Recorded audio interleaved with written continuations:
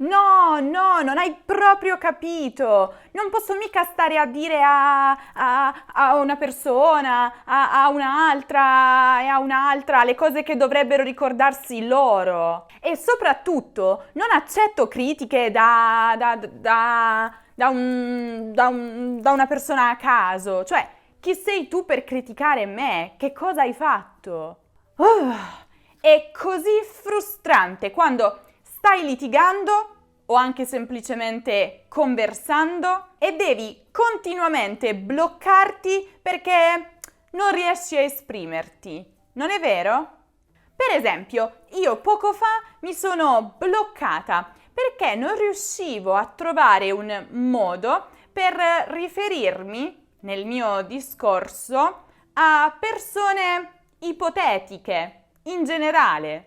In questo video scopriremo insieme proprio quali sono le versioni italiane per riferirsi a una qualsiasi persona ipotetica, indeterminata, presa ad esempio in un discorso. Ovviamente vedremo anche le forme plurali. Restate lì per imparare a fare conversazione in maniera naturale, proprio come i madrelingua. Cominciamo subito con la prima di queste espressioni, che è la parola tizio o tizia. Probabilmente avete già sentito questa parola in un film o in una conversazione, o probabilmente l'avete già letta in un libro. Si tratta di un nome che ha due funzioni: indicare una persona qualsiasi, indeterminata, ipotetica, quindi non reale, presa ad esempio. E in questo caso si può usare sia come nome proprio, quindi con la lettera maiuscola, sia come un nome comune, quindi con la lettera minuscola. Cioè, se io racconto un mio segreto a Tizio, io mi aspetto che Tizio se lo tenga per sé e non lo vada a spifferare in giro, soprattutto se tra noi c'è del rispetto. No, no, no. Non accetto che un tizio qualsiasi debba giudicare il mio lavoro. No.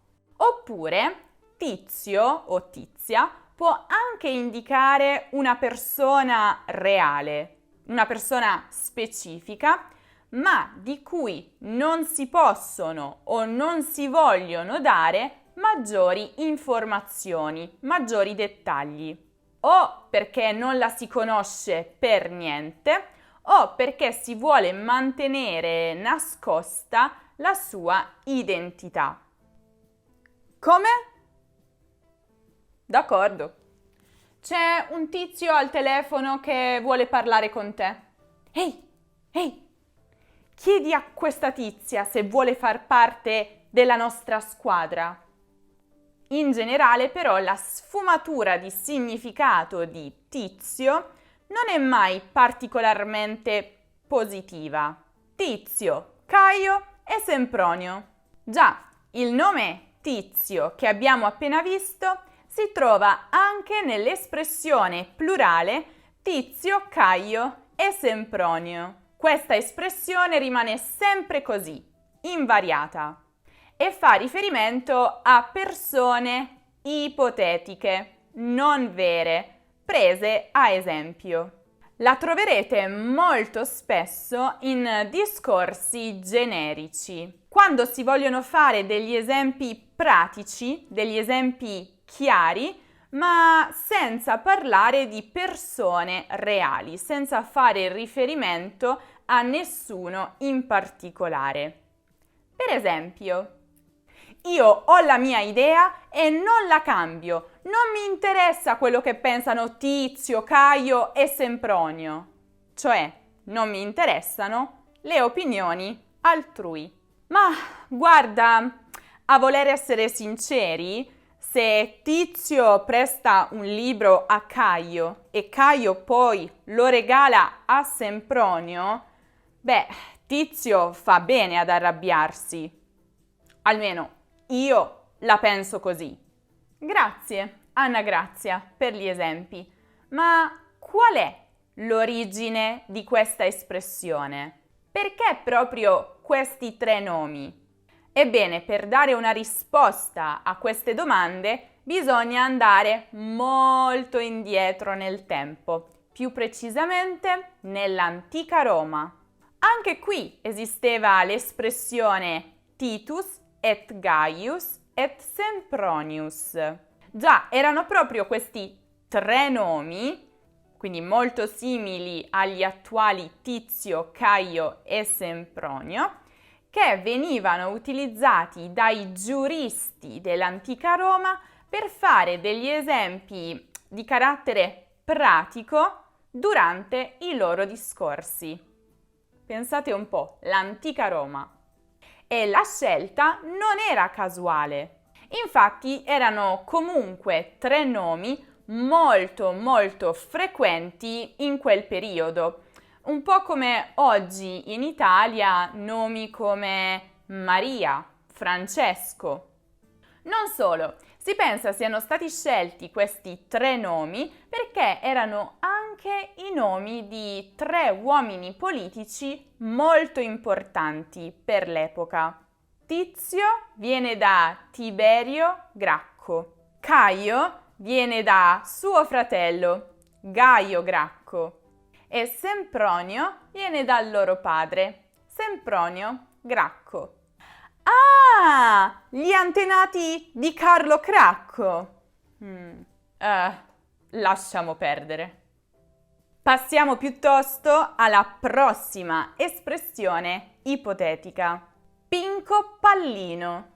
Anche Pinco Pallino è un nome di invenzione con cui si indica una persona qualsiasi, presa ad esempio in un contesto in cui non è davvero necessario fare riferimenti a persone specifiche. Il tono di questa espressione è generalmente dispregiativo o ironico e si può usare sia con le lettere maiuscole che con quelle minuscole.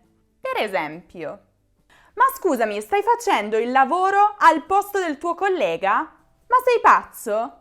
Ma ti fai mettere i piedi in testa da un Pinco Pallino qualsiasi? No, da domani tu gli dici che tu devi fare il tuo lavoro e lui deve fare il suo. Ma stiamo scherzando? Cioè, ma poi chi è lui? Come non sai su che cosa scrivere il tuo prossimo articolo? Ma no, non preoccuparti. Prendi un Pinco Pallino qualsiasi e racconta la sua storia. Tutto qua. Pinco Pallino. Perché proprio questa forma? Da dove deriva questa espressione? Ebbene, è molto probabile che derivi dalla parola pinco, del dialetto toscano. E solo successivamente questa è stata rafforzata dalla parola pallino. Pinco, nel dialetto toscano antico, indicava il membro dell'uomo. Da qui, usata in riferimento a una persona, la parola ha assunto il significato di persona stupida, ingenua, di scarsa intelligenza. E non è un caso se pensiamo che ancora oggi ci sono tantissimi insulti che fanno riferimento al membro dell'uomo. In ogni caso potete stare tranquilli, non è una parolaccia, non è un'espressione volgare dire Pinco Pallino, ma chiaramente ha il tono dispregiativo, come dicevamo prima. Passiamo invece a tal dei tali. Dire un tale è come dire un tizio. Tal dei tali però non indica una persona qualsiasi ipotetica presa ad esempio in un discorso. No, indica una persona in particolare ma non specificata. E bisogna dire che questa espressione si trova soprattutto nei racconti, quando si vuole far riferimento a un personaggio sconosciuto, di cui non si sa o non si vuole dire niente, e la cui identità non è importante per i fini del racconto. Per esempio, per uno stupido parcheggio mi stava minacciando me, la mia famiglia, e non la smetteva. Poi, non appena ho detto che sarei andata dall'avvocato tal dei tali e avrei sporto denuncia, guarda, immediatamente ha abbassato la testa, si è messo nella macchina e se n'è andato. Cioè, in questa società bisogna essere aggressivi. E il signor Nessuno, invece, chi è? Generalmente con il signor Nessuno si indica una persona in particolare, ma anonima, di cui non si specificano le caratteristiche. Signor Nessuno è usata veramente con tono di disprezzo per indicare una persona che consideriamo irrilevante, insignificante, che non ha nessun pregio, nessuna qualità. Per esempio, ma hai visto chi è l'amministratore delegato di questa società? Ma è proprio lui! Io ci andavo a scuola insieme! Era un signor Nessuno che non parlava, non socializzava, studiava anche poco. Eppure guarda dove lo ha portato la vita. Aspetta, com'era il suo nome? Vattela a pesca. Come scusa? Qui non diciamo parolacce.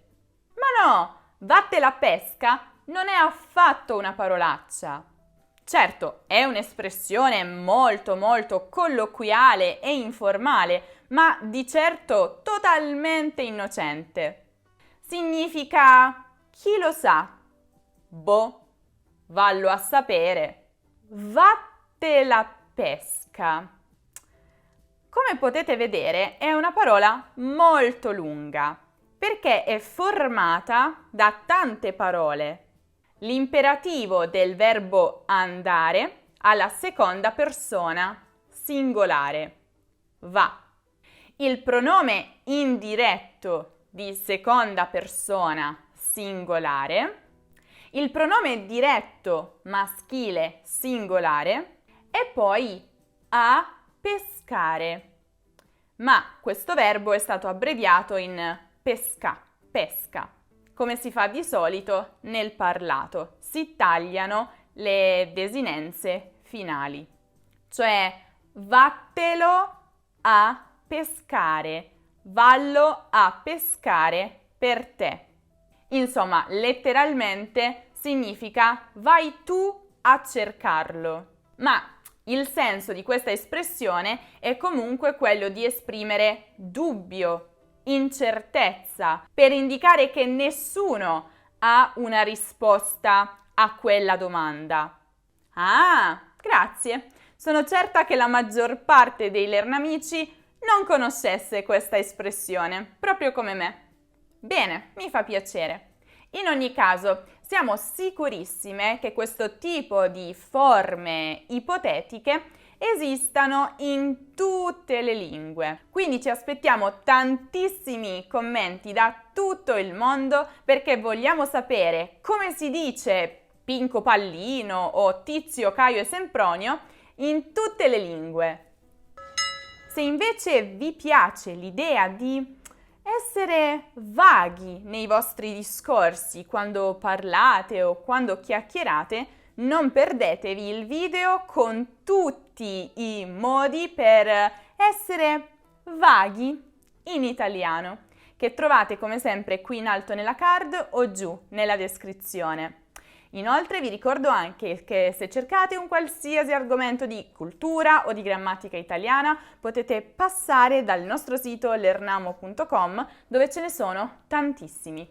E non dimenticate anche di seguire Lernamo su Instagram, su Facebook, su Twitter, su Pinterest, su TikTok e su Telegram per tutti gli altri contenuti esclusivi. Con questo è proprio tutto, noi vi aspettiamo nel prossimo video.